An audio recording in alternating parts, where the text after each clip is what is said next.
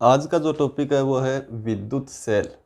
तो विद्युत सेल क्या होता है, किस प्रकार इसकी बनावट होती है, क्या कार्य होता है, किस प्रकार ये कार्य करता है। फिर इनका संयोजन अपन पढ़ेंगे। दो या दो से अधिक अगर सेल काम में ले तो हो सकता है श्रेणी संयोजित करें, हो सकता है समांतर क्रम संयोजित करें। ठीक है, तो सबसे पहले विद्युत सेल क्या होता है, किस प्रकार से इसकी बनावट होती है। तो ध्यान दो, विद्युत सेल केमिस्ट्री में आप पढ़ चुके होंगे। किस प्रकार से होता है, विद्युत अपघटनी जो द्रव्य होता है, विद्युत अपघटनी द्रव्य, उस द्रव्य में दो इलेक्ट्रोड, एक पॉजिटिव और एक नेगेटिव, धनात्मक इलेक्ट्रोड और ऋणात्मक इलेक्ट्रोड है, वो डुबोए जाते हैं। ठीक है, और उसके बाद में इनको अपन बाह्य परिपथ में जोड़ते हैं। ठीक है, जैसे अपन इस तरीके से लिखते हैं कि भाई ये कोई बैटरी या सेल, ऐसा संकेत अपन परिपथ में दर्शाते हैं। ठीक है, तो पॉजिटिव को अपन एक सिरे से और नेगेटिव को एक सिरे से परिपथ में जोड़ते हैं। ठीक है, जैसे परिपथ में कोई भी अवयव जो लगाया है, मान लो उसका प्रतिरोध कितना है, R। ठीक है, तो इस तरीके से बाह्य प्रतिरोध से सेल को जोड़ा जाता है। तो यहाँ भी अपन अगर इसको बनाएं तो ये एक सिरा पॉजिटिव टर्मिनल, इसको बाह्य प्रतिरोध से जोड़ा, और ये दूसरा सिरा इसका ऋणात्मक टर्मिनल से जोड़ा। ठीक है, उसके बाद में धारा कैसे शो करते हैं अपन, इस तरीके से धनात्मक से ऋणात्मक की ओर। तो अपन ऐसे मान सकते हैं, इसमें इस तरीके से धारा है वो क्या हो रही है, प्रवाहित हो रही है, सेल से धारा ली जा रही है। ठीक है, तो कुछ ज़्यादा अपन डिटेल में ये नहीं पढ़ना कि सेल क्या होती है, किस प्रकार से ये क्रियाविधि के बारे में अपने को डिटेल से नहीं पढ़ना। क्रियाविधि के बारे में अपन केमिस्ट्री में पढ़ते हैं कि सेल कितने प्रकार के होते हैं, कौन से सेल में किस क्रियाविधि के कारण किस प्रकार से धारा ली जाती है। ठीक है, अभी सिर्फ और सिर्फ अपने को थोड़ा सा इसके बारे में पढ़ना है, सेल क्या होता है। तो सेल एक ऐसी युक्ति होती है, सेल एक ऐसी युक्ति होती है जो क्या काम में ली जाती है, देखो कौन सी ऊर्जा को, रासायनिक ऊर्जा को। किस में बदल रही है, ये विद्युत धारा प्रवाहित कर रहा है, तो किस ऊर्जा में परिवर्तित कर रहा है, विद्युत ऊर्जा में। तो सिंपल रूप में अपन लिखे कि ये एक ऐसी युक्ति है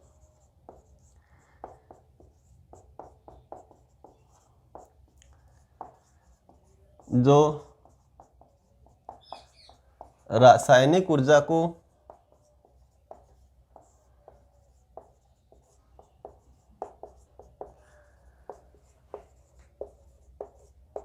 विद्युत ऊर्जा में रूपांतरित करती है।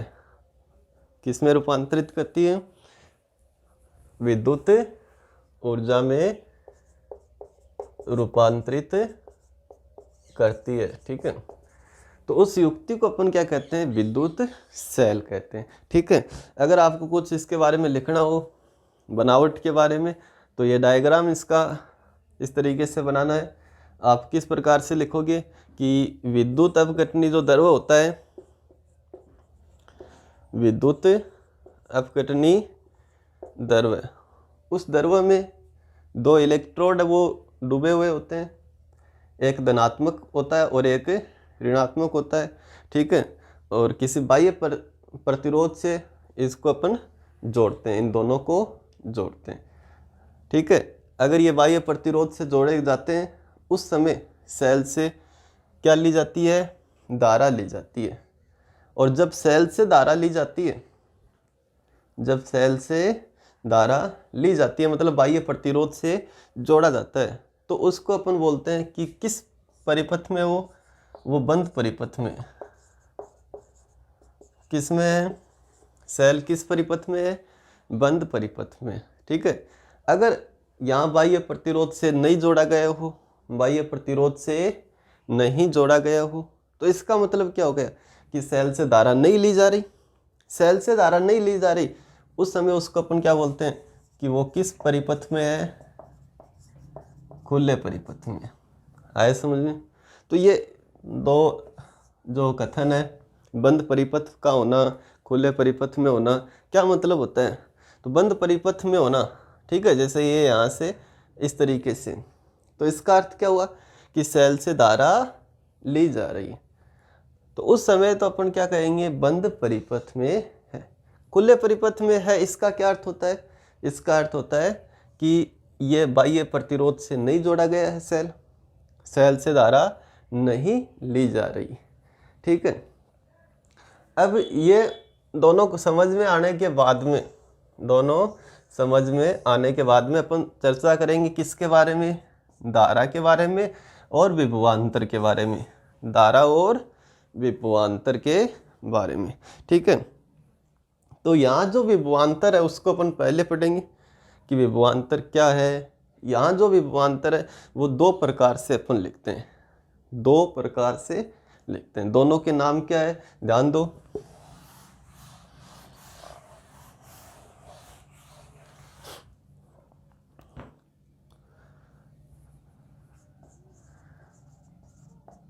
विभवांतर के बारे में अपन पढ़ेंगे, ठीक है।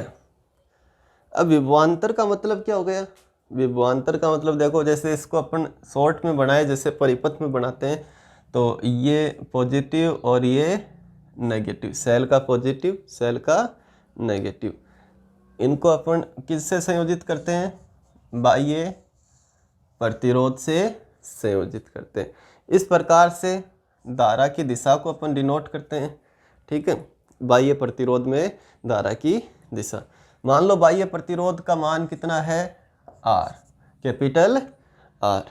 अब देखो विभवांतर का मतलब क्या हो गया?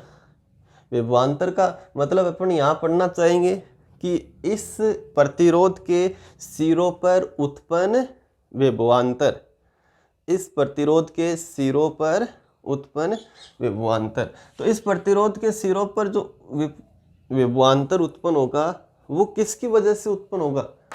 वो सेल की वजह से होगा। विभवांतर का मतलब उन दोनों सिरों के विभव में अंतर, एक का विभव अधिक होना चाहिए, एक का विभव कम होना चाहिए।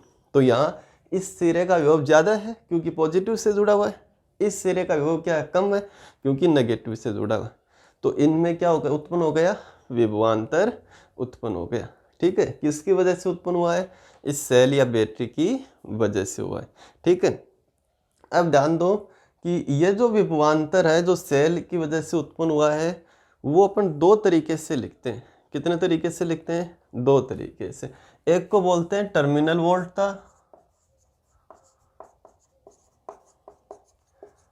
और दूसरे को बोलते हैं विद्युत वाहक बल, ठीक है। विभवांतर यहाँ कितने प्रकार से पढ़ रहे हैं? दो प्रकार से। एक तो सेल का विद्युत वाहक बल और एक सेल की टर्मिनल वोल्टता, ठीक है। अब देखो सेल के लिए अपन ये पढ़ रहे हैं सेल का विद्युत वाहक बल, सेल की टर्मिनल वोल्टता, ठीक है। तो सबसे पहले ये ध्यान दो कि सेल का जो विभवांतर है वो किस प्रकार से परिभाषित होगा। सेल का विभवांतर का मतलब इस पॉइंट और इस पॉइंट के विभव में अंतर, विभवांतर, ठीक है। इस वाले में, इस वाले में, इन दोनों के विभव में अंतर, ठीक है।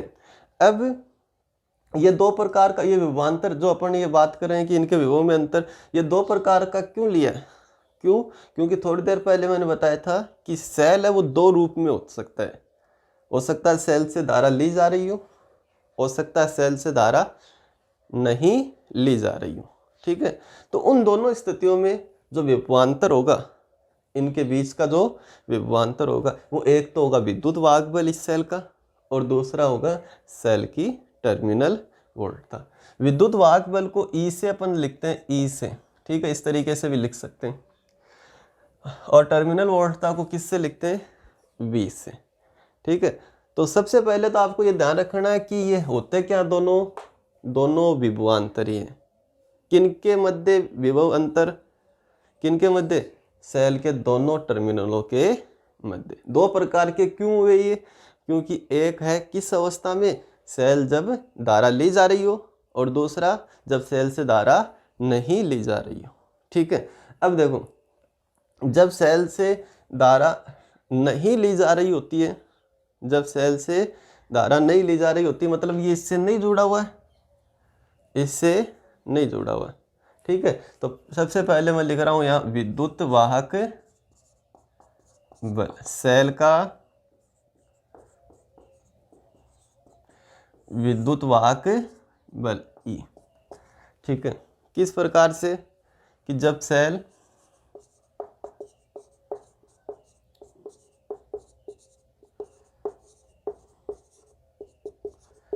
बंद परिपथ में हो, अर्थात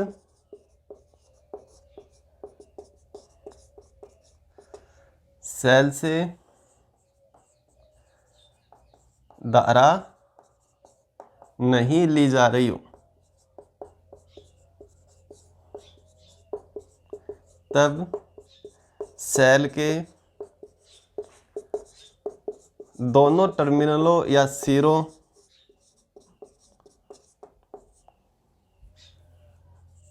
के मध्य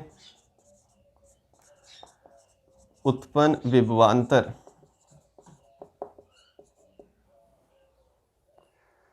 जब सेल बंद परिपथ में होता है, ठीक है, सॉरी, जब सेल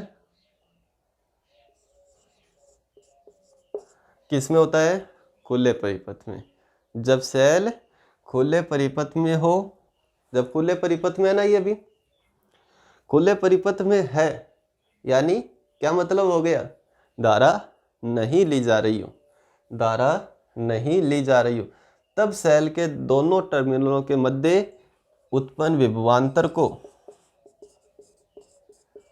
सेल का विद्युत वाहक बल कहते हैं, ठीक है। सिंपल सा है कि धारा नहीं ली जा रही हो, इसका मतलब किस में है, खुले अवस्था में है, और उस समय इस पॉइंट और इस पॉइंट के मध्य जितना विभवांतर उत्पन्न होगा, हो रहा है, उसको अपन क्या कहते हैं, इस सेल का विद्युत वाहक बल, ठीक है। जैसे अपन कहते हैं ना कि ये सेल 2 वोल्ट का अपन लगाया या 1 वोल्ट का लगाया या 1.5 वोल्ट का लगाया, तो उसका मतलब वो क्या है, उसका विद्युत वाहक बल है, उसका क्या है, विद्युत वाहक बल है, ठीक है। अब उसके बाद में जो सेल के टर्मिनलों के मध्य जो विभवांतर होता है, एक तो अपन ने पढ़ लिया, उसको क्या कहते हैं, विद्युत वाहक बल। एक अवस्था में उसको, उसी विभवांतर को क्या कहते हैं, टर्मिनल वोल्टता, और वो दूसरी अवस्था समझ में आ चुकी होगी कौन सी होगी, तो उसको मैं लिख रहा हूं सेल का टर्मिनल वोल्टता। किससे डिनोट करेंगे इसको, V से, इसको डिनोट किससे करेंगे, V से, ठीक है। तो सेम इसके विपरीत लिखना है जो यहां लिखा अपन ने, जब सेल बंद परिपथ में, बंद परिपथ में है, अर्थात सेल से धारा ली जा रही हो, किस में ली जाएगी, बाह्य प्रतिरोध में, सेल से धारा ली जा रही हो, तब सेल के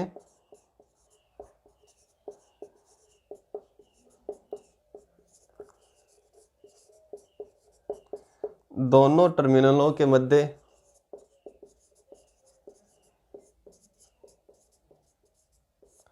उत्पन्न विभवांतर को सेल की टर्मिनल वोल्टता कहते हैं, ठीक है। आ गया होगा समझ में। तो ये ध्यान रखना, कंफ्यूज नहीं होना, विद्युत वाहक बल कौन सा होता है, टर्मिनल वोल्टता कौन सा, होती दोनों एक ही चीज है, दोनों एक ही चीज क्या है, इनके मध्य उत्पन्न विभवांतर, ठीक है। एक किस अवस्था में हो, खुली अवस्था में हो, ठीक है, तब तो वो क्या हो जाएगा, विद्युत वाहक बल। और ये अगर बंद अवस्था में है, धारा ली जा रही है, उस स्थिति में जो यहाँ जो विभवांतर होगा उसको अपन क्या कहेंगे, टर्मिनल वोल्टता। इसका मतलब क्या हो गया, दोनों क्या हो गई, अलग अलग हो गई, दोनों क्या हो गई, अलग अलग हो गई। अब दोनों अलग अलग है तो एक मान कम होगा और एक क्या होगा, ज्यादा होगा, ठीक है। तो आपको इसमें ध्यान रखना है कि V का जो मान है ना वो लेस देन E होता है, यानी कौन सा कम होता है, टर्मिनल वोल्ट था। कौन सा मान कम होता है, टर्मिनल वोल्ट था। और कौन सा अधिक होता है, तो अब अगर ये कम होता है तो आप ये इस तरीके से लिख सकते हो कि भाई V कम है किससे, E से। तो कितना कम है भाई, V कम है E से, समझ में आ गया। दोबारा से ध्यान दो, E और V वैसे दोनों एक ही चीज होती है, एक ही चीज क्या है, दोनों इनके मध्य उत्पन्न विभवांतर, लेकिन दोनों अलग अलग अवस्था में होती है। अलग अलग अवस्था में है, अलग अलग पढ़ रहे हैं, तो इसका मान क्या होगा, दोनों का अलग अलग होगा, एक का कम होगा और एक का ज्यादा। अभी याद रखना कौन सा कम होता है, V का मान कम होता है E से। कितना कम होता है, तो आप लिख सकते हैं ना V बराबर E माइनस कुछ ना कुछ होगा, E में से कुछ ना कुछ माइनस करेंगे, ठीक है। और वो मान कितना होगा, वो मान होगा IR। वो कितना होगा, IR। अब ये R क्या है भाई, ये स्मॉल r लिखा ना, ये स्मॉल r, ये तो क्या कैपिटल R है, ये तो क्या है कैपिटल। तो ये स्मॉल r क्या, इसके बारे में अपने को पढ़ना है। ये जो स्मॉल r यहाँ लिखा हुआ है ये क्या है, तो ये जो स्मॉल r है वो है सेल का आंतरिक प्रतिरोध, सेल का आंतरिक प्रतिरोध, ठीक है। सेल का आंतरिक प्रतिरोध का मतलब सेल का खुद का प्रतिरोध, ठीक है। खुद का प्रतिरोध, किसके खुद का प्रतिरोध, किसकी वजह से, इस विद्युत अवघटनी द्रव्यक के द्वारा प्रतिरोध। प्रतिरोध क्या होता है, प्रतिरोध होता है धारा प्रवाह में उत्पन्न बाधा, धारा प्रवाह में उत्पन्न बाधा, ठीक है। यहाँ स्मॉल r किसके लिए लिख रहे हैं, सेल के लिए लिख रहे हैं भाई, सेल के द्वारा धारा प्रवाह में उत्पन्न बाधा। तो इसका मतलब वो प्रतिरोध कौन उत्पन्न करेगा, ये विद्युत अवघटनी द्रव्य, ठीक है। तो इसको आप ध्यान दो कि देखो ये जो धारा है ये अपन ऐसे दर्शाई, पॉजिटिव मान लिया ये और नेगेटिव मान लिया ये इलेक्ट्रोड, ये धारा इस तरीके से दर्शाई, समझ आए। अब ये वापिस यहाँ अगर अपन बात करें तो यहाँ ये दिशा क्या होगी धारा की, ये वाली होगी। तो इसका मतलब ये धारा लगातार अगर कंटिन्यूस बहती रहे तो इसके लिए क्या जरूरी है, विद्युत अवघटनी द्रव्य से धारा का क्या हो, प्रवाह हो, और होता है, प्रवाह होता है, ठीक है। अब अगर ये प्रवाह इस विद्युत अवघटनी द्रव्य से होता है तो विद्युत अवघटनी द्रव्य इस धारा प्रवाह में क्या करेगा, बाधा उत्पन्न करेगा। बाधा उत्पन्न करेगा मतलब प्रतिरोध उत्पन्न करेगा। तो उस प्रतिरोध को कितना लिखा अपन ने, स्मॉल r, ठीक है। और ये देखो ये धारा, ये वाली धारा ये यहाँ से यहाँ तक कब पहुँचेगी, जब यह सेल किस अवस्था में हो, बंद अवस्था में। अगर ये नहीं जुड़ा हुआ हो, खुला हो, तो क्या धारा बहेगी क्या आगे, नहीं बहेगी, ये धारा बहेगी क्या, नहीं बहेगी। तो आंतरिक प्रतिरोध कब उत्पन्न होता है, किस अवस्था में उत्पन्न होता है, खुली अवस्था में या बंद अवस्था में, बंद अवस्था में। दोबारा से ध्यान दो कि भाई ये धारा ये ऐसे ऐसे गति करेगी, ऐसे ऐसे पहुंचेगी आगे, ठीक है। तब आप कहोगे कि हाँ इस ऋणात्मक टर्मिनल से धनात्मक टर्मिनल की ओर धारा बहेगी, लेकिन कब, जब ये किस अवस्था में होगा, बंद अवस्था में। तो इतना बात समझ में आ गया, आंतरिक प्रतिरोध क्या है, किस प्रकार से लिख सकते हैं। आप लिख सकते हो आंतरिक प्रतिरोध के बारे में कि जब सेल किस अवस्था में होता है, बंद अवस्था में होता है। जब सेल बंद अवस्था में होता है तब सेल के अंदर धारा प्रवाह की दिशा ऋणात्मक इलेक्ट्रोड से धनात्मक इलेक्ट्रोड की ओर होती है, ठीक है। किससे होकर होती है, विद्युत अपघटनी द्रव्य से। यह विद्युत अपघटनी द्रव्य धारा प्रवाह में एक निश्चित बाधा उत्पन्न करेगा, और इस उत्पन्न बाधा को क्या कहते हैं, सेल का आंतरिक प्रतिरोध, सेल का आंतरिक प्रतिरोध, ठीक है।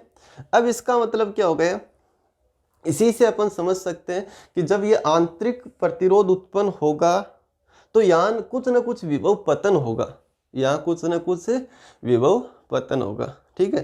देखो एक सिंपल से उदाहरण से अपन समझें कि जैसे ये अपन ने यहाँ 10 वोल्ट की बैटरी सेल लगाया, कितने का, मान लो कितने का, ये 10 वोल्ट का।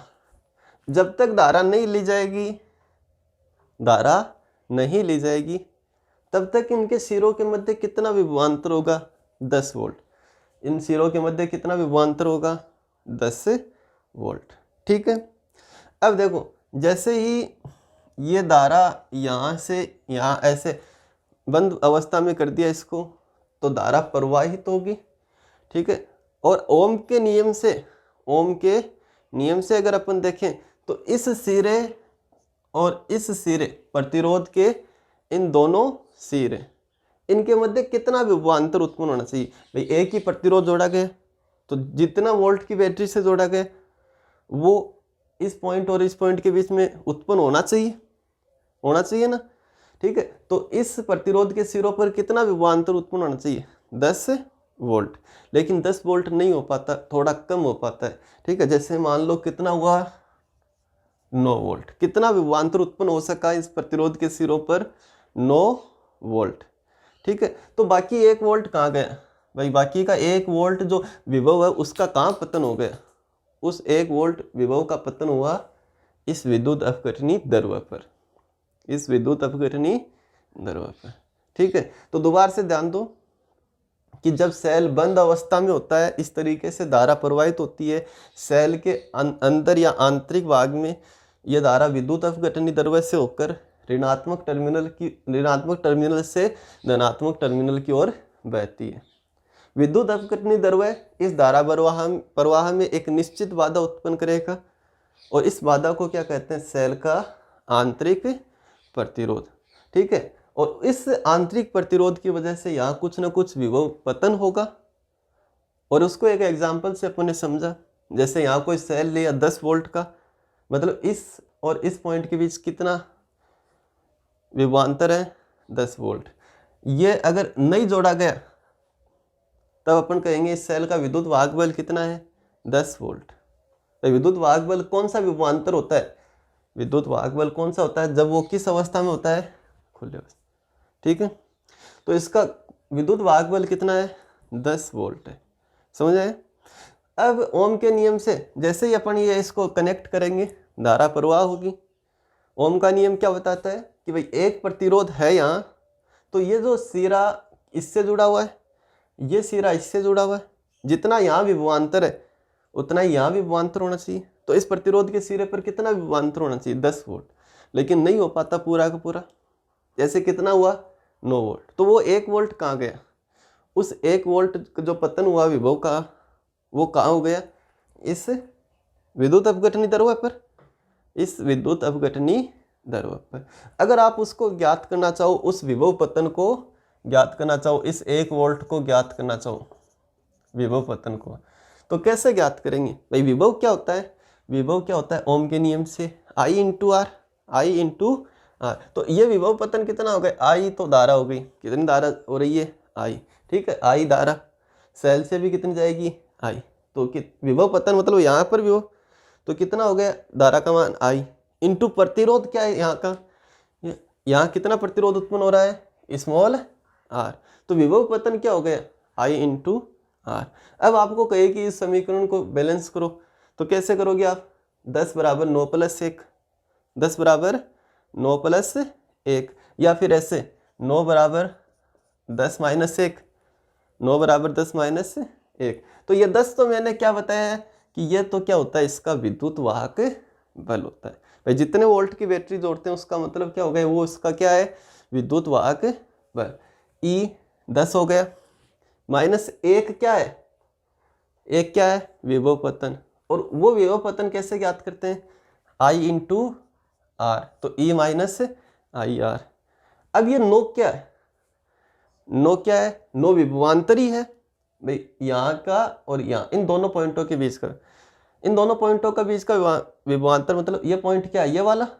ये पॉइंट क्या है? ये वाला। तो इन सेल के दोनों टर्मिनलों के मध्य विभवांतर है, लेकिन कौन सी अवस्था का है? कब है? जब धारा ली जा रही। तो ये कौन सा विभवांतर हो गया? जब धारा ली जाती है तो कौन सा विभवांतर हो गया? टर्मिनल वोल्ट था। तो ये नो क्या है? Terminal volt. तो V बराबर क्या हो गया? E minus I are.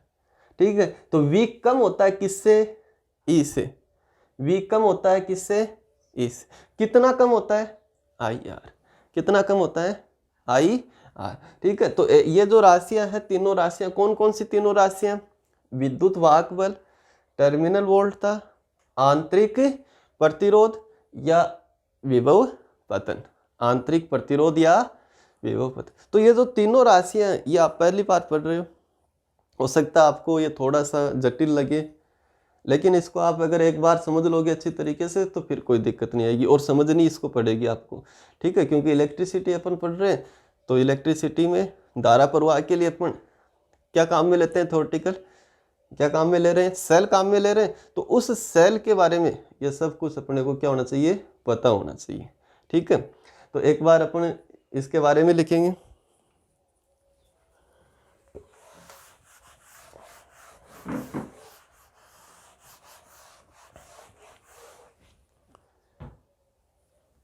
Cell का आंतरिक प्रतिरोध।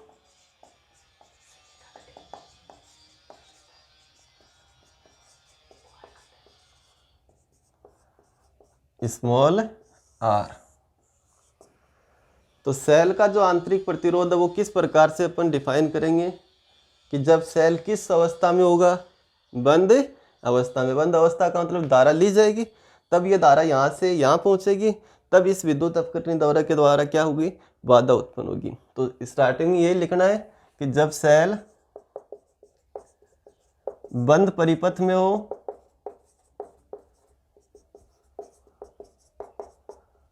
अर्थात सेल से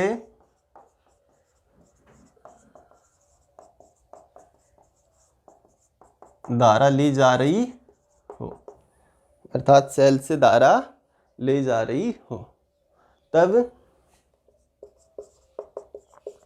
सेल के अंदर यह धारा ऋणात्मक टर्मिनल से धनात्मक टर्मिनल की ओर, ऋणात्मक टर्मिनल से धनात्मक टर्मिनल की ओर बहती है या प्रवाहित होती है। ठीक है, ऋणात्मक से धनात्मक की ओर ये धारा आई प्रवाहित होती है, तब विद्युत अपघटनी द्रव्य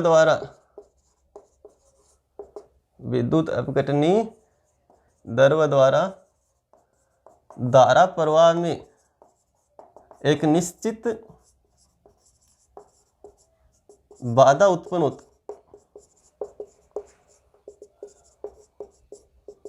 होती है। किसके द्वारा?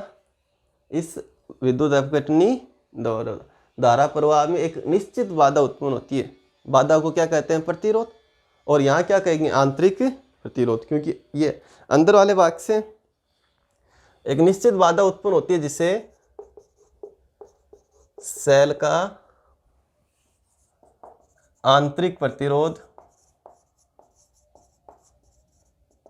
स्मॉल आर कहते हैं। ठीक है, थोड़ी देर मैंने पहले एक एग्जांपल बताया था कि इस तरीके से मान लो कितने वोल्ट की बैटरी है, ये कितने वोल्ट का है सेल? 10 वोल्ट का। ठीक है, जैसे इसको अपन प्रतिरोध, बाह्य प्रतिरोध से जोड़ेंगे, कैपिटल आर से धारा इसमें प्रवाहित होगी।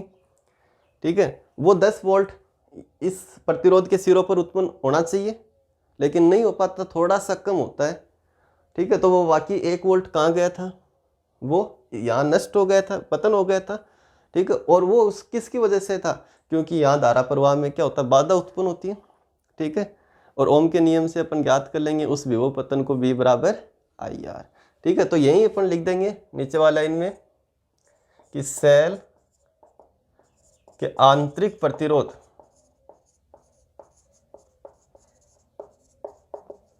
के कारण विभव पतन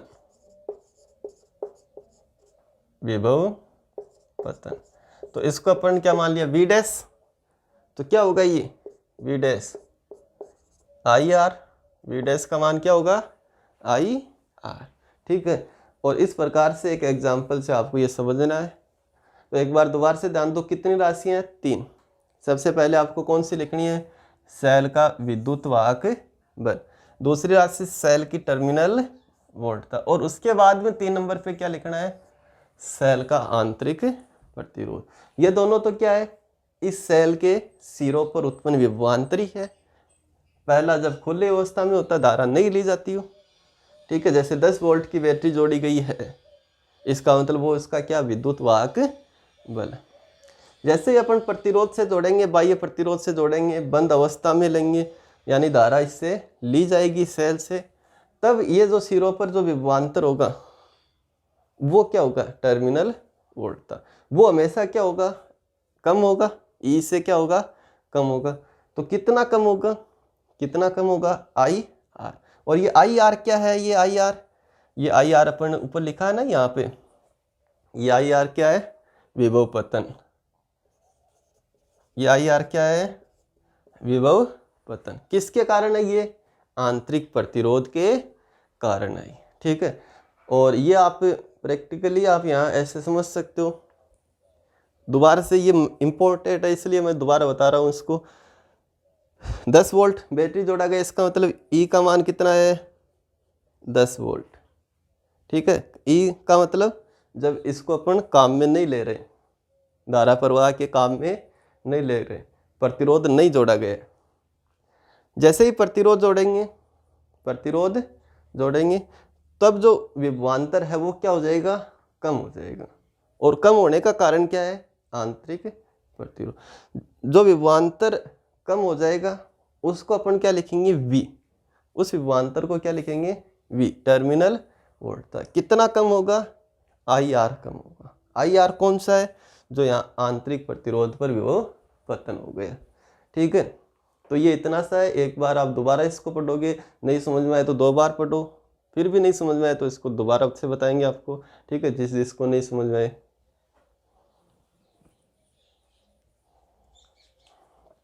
ठीक है, तो ये आपको सबसे पहले सेल के बारे में लिखना है। सेल क्या होता है, ये इसकी बनावट आप लिख ही सकते हो, मैंने नहीं लिखी यहाँ पे, आप लिख सकते हो कि विद्युत अपघटनी द्रव्य में एक धनात्मक इलेक्ट्रोड और एक ऋणात्मक इलेक्ट्रोड डूबे हुए होते हैं, ठीक है। इनको अपन बाह्य प्रतिरोध से जोड़ते हैं और बाह्य प्रतिरोध से जोड़ने के बाद सेल से धारा ली जाती है या बाह्य प्रतिरोध में धारा बहती है, ठीक है। अब नेक्स्ट देखो, ये अपन ने क्या जोड़ा यहाँ, बाह्य प्रतिरोध R, ठीक है। और ये बंद अवस्था में लिया है, धारा कितनी प्रवाहित हो रही है सेल से, I धारा प्रवाहित हो रही, ठीक है। विद्युत वाहक बल तो सिंपल ही समझ में आ गया होगा कि विद्युत वाहक बल क्या होता है। विद्युत वाहक बल विभवांतर ही है, विद्युत वाहक बल विभवांतर ही है। कब, जब सेल से धारा नहीं ली जाती। जब सेल से धारा ली जाती हो, जब सेल से धारा ली जाती हो, तब जो विभवांतर उत्पन्न होता है इस पॉइंट और इस पॉइंट के बीच, उसको अपन क्या कहते हैं, टर्मिनल वोल्ट था V, टर्मिनल वोल्ट था V, ठीक है। तो E के बारे में तो कुछ नहीं पढ़ना अपने को। E का मतलब तो कब होगा E, जब धारा नहीं ली जा रही। जब धारा ली जा रही हो तब उसको क्या कहते हैं, टर्मिनल वोल्ट था। तो इस पॉइंट और इस पॉइंट के बीच विभवांतर का मतलब क्या होगा, इस पॉइंट और इस पॉइंट के बीच विभवांतर की बात है, क्योंकि ये इससे जुड़ा हुआ है और ये इससे जुड़ा हुआ है।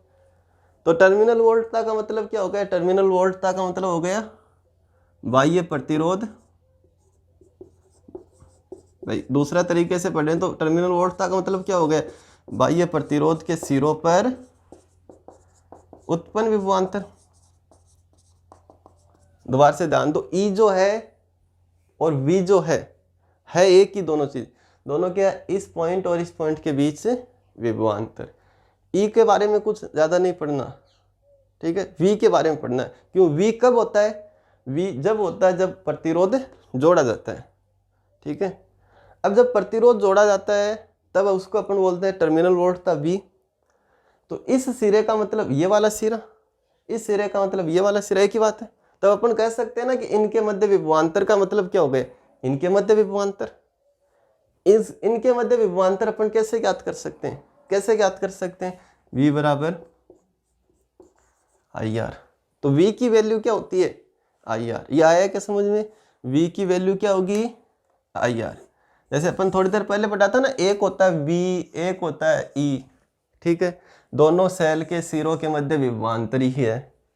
V क्या होता है, कम होता है।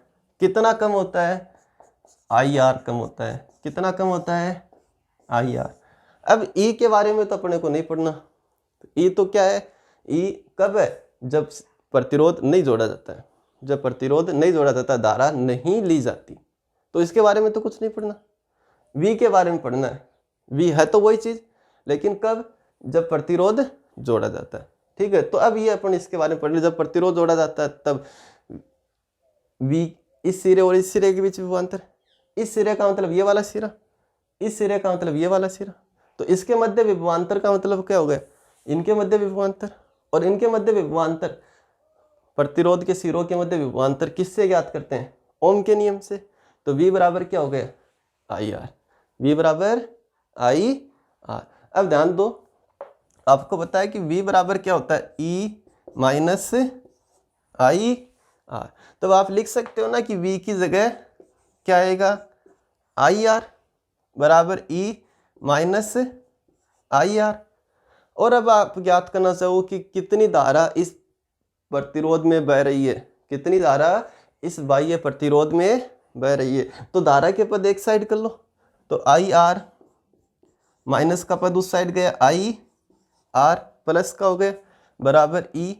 उसके बाद में I कॉमन लिया, R प्लस R बराबर E। और आपने ज्ञात कर लिया I बराबर E upon R plus R। तो I क्या है, I धारा है जो बाह्य प्रतिरोध में प्रवाहित हो रही है।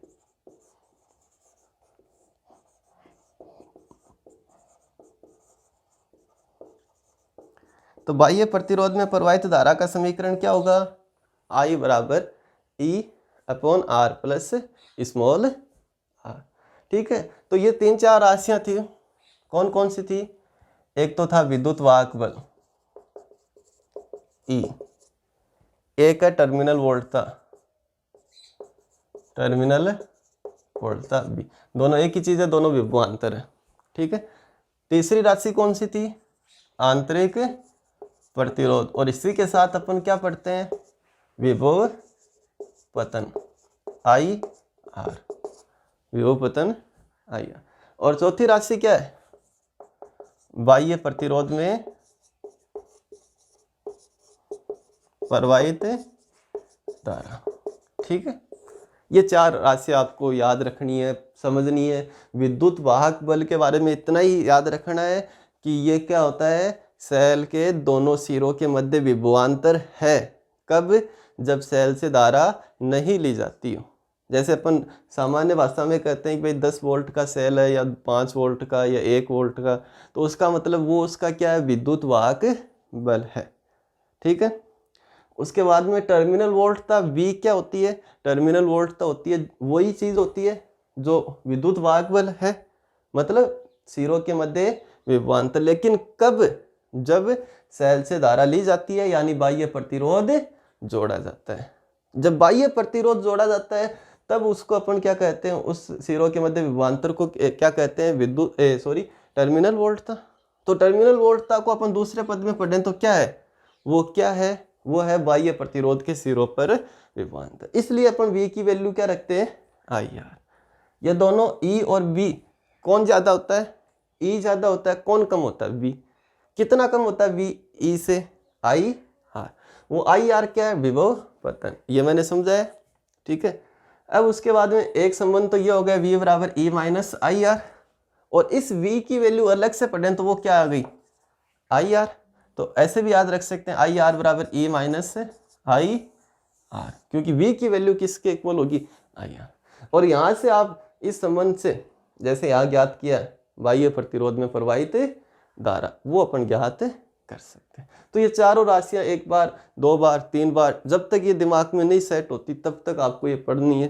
ठीक है, और अगर एक बार दिमाग में सेट हो गई ना, तब ये आप नहीं बोलोगे। जब तक आप इसको रटोगे तब तक ये याद नहीं होगी। समझो, इसको 2 बार पढ़ के 3 बार पढ़ के, फिर भी अगर कोई कंफ्यूज है तो उसको पूछना जरूर। ठीक है, तो ये वाला टॉपिक है, कौन सा है ये, बाह्य प्रतिरोध में प्रवाहित धारा का समीकरण। तो ये है पूरा जो टॉपिक, सेल क्या है, इनकी क्या राशियाँ होती हैं, ठीक है, 4 राशियाँ इससे संबंधित होती है। उसके बाद का जो टॉपिक होगा वो होगा सेलों का संयोजन, श्रेणी क्रम संयोजन और समांतर क्रम संयोजन, वो अपन नेक्स्ट वीडियो में पढ़ेंगे। तब तक आप इस सेल के टॉपिक को आप जरूर से पढ़ें, अच्छी तरीके से पढ़ें। धन्यवाद।